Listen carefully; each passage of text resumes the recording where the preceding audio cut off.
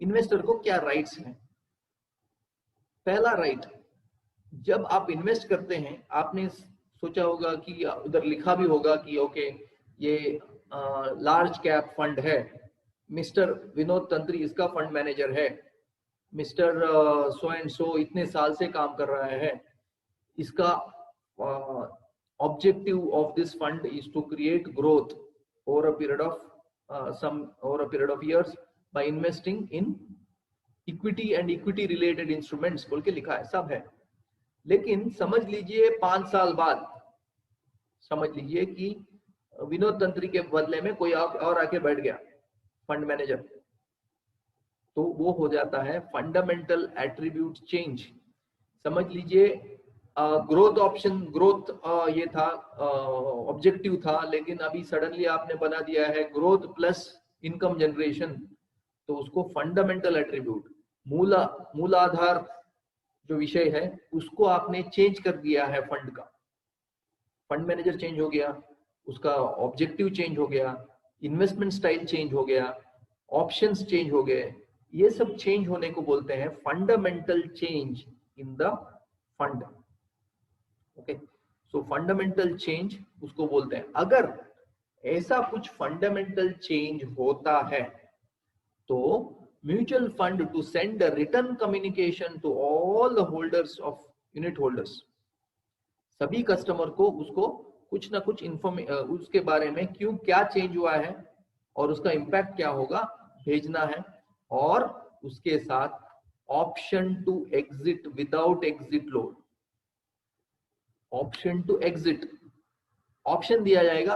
अगर ये सब चेंजेस हम लोग कर रहे हैं, मिस्टर विनोद तंत्री के बदले में मिस्टर से कुंजन दुबे जी आके फंड मैनेजर बनेंगे, सो आप क्या करेंगे?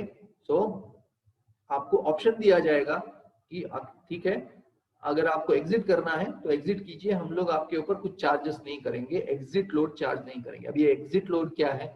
एग्जिट लोड का मतलब है कुछ फंड्स में ऐसा होता है कि अगर आप 1 साल के अंदर बाहर विड्रॉ कर लिया आपने पैसा तो उसको कुछ चार्ज करते हैं, तो उसको एग्जिट लोड बोलते हैं।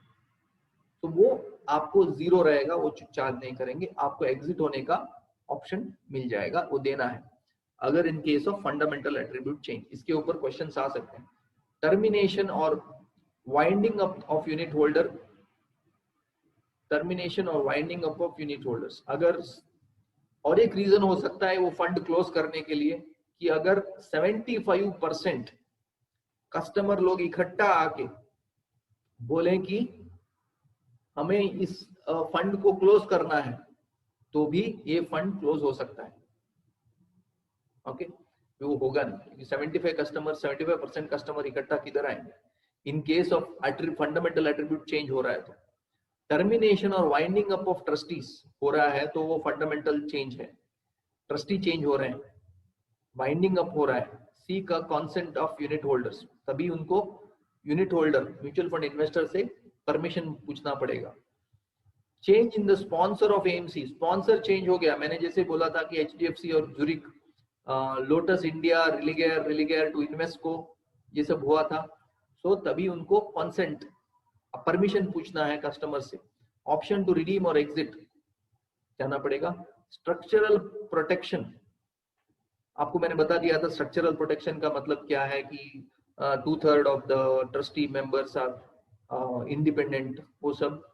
So the AMC or the sponsor do not directly hold the fund, securities belong to the investors। मैंने आपको बता दिया कि सिक्योरिटीज किसके पास रहता है, किसके पास रहता है, जो म्यूचुअल फंड पैसा कलेक्ट करती है और सिक्योरिटीज में इन्वेस्ट करती है, तो वो पैसा किसके पास वो सिक्योरिटीज किसके पास रहता है, क्या बोलते हैं हम उनको? जिसके पास सिक्योरिटीज रहता है उसको क्या बोलते हैं? आप चैट बॉक्स में डालिए। लिमिट्स टू इन्वेस्टर राइट, अभी मैंने इन्वेस्टर्स का राइट बता दिया आपको, अभी इन्वेस्टर का क्या लिमिट्स है राइट्स के ऊपर, क्या नहीं कर सकते हो। The trust is only A notional entity. जैसे किसी ने अभी पूछा था कि मेरा रिन्यूअल करना है तो कंपनी का करना है तो कैसे करेंगे? So it is a notional entity, company भी एक नोशनल एंटिटी है, so trust also is a notional entity.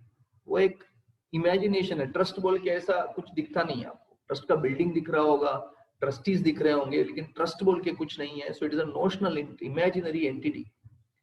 So no recourse of ignorance. So basically you cannot sue the trust. इसका मतलब है, मैंने बता दिया था पहले कि आप ट्रस्ट के ऊपर केस नहीं डाल सकते, क्यों? म्यूचुअल फंड ट्रस्ट फॉर्मेशन होता है.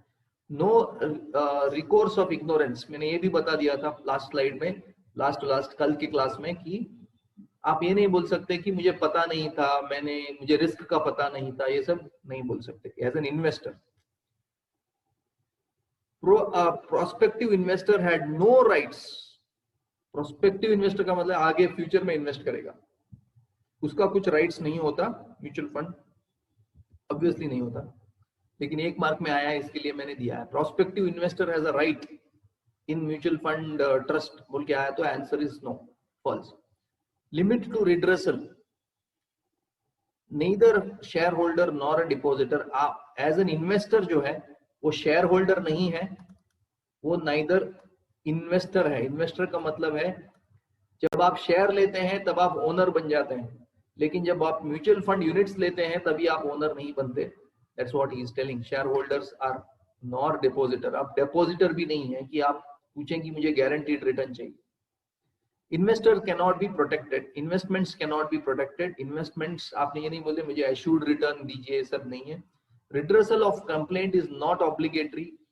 So in this law it is saying that complaint को सेबी बोलता है कि रूल्स ज्यादा से ज्यादा कंप्लेंट को सॉल्व करो, लेकिन लीगली ऐसा ऑब्लिगेशन नहीं है म्यूचुअल फंड कंपनी को. ऑब्लिगेशन है लेकिन इस पॉइंट ऑफ व्यू में नहीं है बोल रहे. सो that is the one. Offer document discloses all the pending investor complaints. Okay, अभी इसको कैसे टैकल करते हैं कि सेबी बोलता है अगर आपका ज्यादा कंप्लेंट है और आपने ज्यादा कंप्लेंट को सॉल्व नहीं किए हैं तो मैं आपको नेक्स्ट प्रोडक्ट लॉन्च करते वक्त परमिशन नहीं दूंगा या डिले करूंगा. This is how SEBI controls. अभी सेबी उनके ऊपर प्रेशर नहीं डाल सकता कि किसी को लॉस हो गया है तो उसको पैसा दे दो, ऑब्लिगेशन वो नहीं करते. SEBI advance advertising code. अभी एडवर्टाइजिंग पे आ गए हम लोग, हर एक स्लाइड एक एक कॉन्सेप्ट के ऊपर है. अभी म्यूचुअल फंड वाले एडवर्टाइजमेंट करते हैं, तो एडवर्टाइजमेंट करने के लिए भी रूल्स हैं.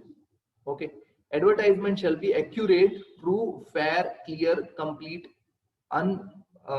Unambiguous and coincident. इसका मतलब है क्लियर मैसेज जाना चाहिए, उसको कुछ बड़ा चढ़ा के नहीं बोलना चाहिए, ये सब है. ओके, अभी पहले ये था कि सेलिब्रिटी को नहीं ले सकते बोल के रूल था, वो एक मार्क के आता था. अभी उसका चेंज कर दिया गया है. अभी सेलिब्रिटीज भी म्यूचुअल फंड सेल करते हैं, एडवर्टाइजमेंट करते हैं म्यूचुअल फंड का. जैसे धोनी आ रहे थे, अमिताभ बच्चन जी आ रहे थे. सो एडवर्टाइजमेंट आपने देखा होगा कि अभी celebrities are allowed to do the advertisement for mutual funds also. Shall not contain statement which false information, misleading, वो सब नहीं रहना चाहिए. आपको पता है misleading advertisement नहीं देना है. Advertisement shall not be designed as likely to be misunderstood. जैसे कि बोल दिया धमाका फंड, ओके 3 साल में पैसा डबल, ऐसा सब नहीं बोल सकते advertisement. Okay, so it should be calm, composed information देने वाला. Advertisement shall not carry any slogan that is exaggerating, so or unwarranted. भाई बहुत ज्यादा अच्छा है ऐसा बोल के कुछ धमाका offer by XYZ mutual fund, dividend every year, ऐसा कुछ नहीं बोल सकते. Okay, so that is the no celebrities. अभी सेलिब्रिटीज आर अलाउड, इसके लिए मैंने डार्क कर दिया है, अभी सेलिब्रिटीज अलाउड है. एम्फी कोड ऑफ एथिक्स, ये हमने कवर कर दिया था प्रीवियस साइड में. ACE किसके लिए है? एसेट मैनेजमेंट कंपनी के लिए है. ये सेबी रूल्स 1996 के अंदर आता है, जहां इस रूल के अंदर कंपनी को म्यूचुअल फंड को एक companies act and trust act के अंदर फॉर्म किया जाता है, और उसको म्यूचुअल फंड के जरिए गवर्नमेंट ही परमिशन देती है कि आप कस्टमर से पैसा ले सकते हैं. So there is just for this thing, amphi code of conduct for intermediaries of mutual fund, उसको क्या बोला जाता है, अग्नि बोला जाता है। Amphi guidelines and norms for intermediaries, हमने कल इसको समझ लिया था। और एम्फी रजिस्ट्रेशन नंबर ARN, किसी ने पूछा अभी सर ARN क्या है, ARN दे सकते हैं क्या? ARN का मतलब है एक लाइसेंस नंबर मिलता है आपको एम्फी के साइड से। एक बार अभी एग्जाम क्लियर कर लेंगे तो आपको एम्फी को अप्लाई करना है, इसके बारे में भी है क्लास, अप्लाई करना है। अप्लाई करने के बाद आपको ARN मिलेगा। ओके, अभी आप एग्जाम क्लियर कर लिए तो ARN लेना जरूरी नहीं है।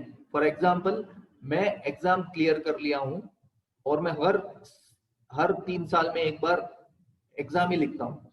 ओके, सो इसका मतलब ये नहीं कि मुझे ARN चाहिए। ARN का जरूरत नहीं है मुझे, क्योंकि मैं म्यूचुअल फंड का बिजनेस नहीं करता, मेरा बिजनेस है ट्रेनिंग देना। तो मेरे पास ARN नहीं है, लेकिन मैं एम्फी क्वालिफाइड हुआ, NISM क्वालिफाइड हूँ। तो आपका जो प्रश्न था कि मैं ARN लूं या नहीं लूं, वो आपके ऊपर निर्भर है, आपका बिजनेस के ऊपर निर्भर है। आपके पेरेंट ARN को पूछिए कि क्या करना है आगे बढ़ के। सेपरेट ARN ले सकते हैं, उनके अंदर ही ले सकते हैं, LLP कर सकते हैं। आप थोड़ा इसको एक्सप्लोर कीजिए, अभी उसके बारे में नीचे AMFI code of conduct, right to intermediary and ask for explanation within 3 weeks। Okay, so code of conduct का मतलब है कुछ भी विषय कस्टमर के पॉइंट ऑफ व्यू, कुछ भी विषय जो है कस्टमर के point of view benefit, customer को बेनिफिट होने वाला ही चाहिए, होना चाहिए। अगर कुछ विषय कस्टमर को बेनिफिट नहीं हो रहा है, कस्टमर के इंटरेस्ट के अगेंस्ट जा रहा है, ऑपोजिट जा रहा है, कस्टमर को कुछ हानि पहुंचाने वाला है, तो सेबी उसको एम्फी उसको प्रश्न पूछ सकती है 3 वीक के अंदर, 3 सप्ताह के अंदर उसको उसका एक्सप्लेनेशन देना है। नहीं दिया तो उसको पेनल्टी हो सकता है, उसका ARN कैंसिल भी हो सकता है। दैट्स व्हाट ये बोल रहा है। If it is up to second violation, तो एक बार वार्निंग देगा, सेकंड बार वार्निंग देगा, थर्ड बार intermediate is right to appeal to AMFI. 1 mark का क्वेश्चन। सो ऐसा होता है, कैंसिल कर देते हैं तो इंटरमीडियरी डिस्ट्रीब्यूटर को राइट है क्या एम्फी को क्वेश्चन करने का, इज द क्वेश्चन। हाँ, राइट है। Okay, so that is what it is. AMFI code of conduct for intermediaries and mutual funds हमने ये कंप्लीट कर लिया है। Self regulatory organisation, mutual fund AMFI self regulatory organisation नहीं है। It is an SRO is a set up by statutory body which is sets up the policy framework, leaving the micro regulation to SRO. Amphi SRO नहीं है। SRO क्या है? SRO जो खुद का framework, policy framework बनाता है, policy बनाता है, पॉलिसी का मतलब है अपना रूल्स रेगुलेशंस बनाता है, कैसे बिजनेस चलाना है वो बनाता है, उसको SRO बोलते हैं। एम्फी फंक्शंस, एम्फी का काम क्या है? कल किसी ने पूछा था कि सर ये एम्फी और सेबी क्या है? SEBI is a regulatory authority for securities market. AMFI उसके अंदर आता है, स्पेसिफिकली म्यूचुअल फंड इंडस्ट्री को as an association of mutual fund industry काम करता है एम्फी। उसका काम क्या है? Recommends best business practices and code of conduct for members. Best business practices कैसे करना है कि कोई अच्छा काम कर रहा है तो उसके से वो लेंगे और आपको बताएंगे ये किया है उन्होंने, उनसे उनको अच्छा हुआ है। तो बेस्ट बिजनेस प्रैक्टिसेस फॉर्म करते हैं कि ऐसे ऐसे रूल्स फॉलो करो, वो है काम। Represent industry to regulator and policy makers, हमने ये भी बता दिया था कि रिप्रेजेंट करता है पॉलिसी मेकर। कौन है पॉलिसी मेकर? सेबी है पॉलिसी मेकर, RBI है पॉलिसी मेकर और मिनिस्ट्री ऑफ फाइनेंस है पॉलिसी मेकर। इनको रिप्रेजेंट करता है, हमको ये चाहिए, वो चाहिए, नहीं चाहिए, ये सब। Conducts investor awareness programme, they वो मॉनिटर करते हैं और कंडक्ट करते हैं investor awareness programme. Disseminate information, information pass करने का काम है एम्फी का। Amphi registration number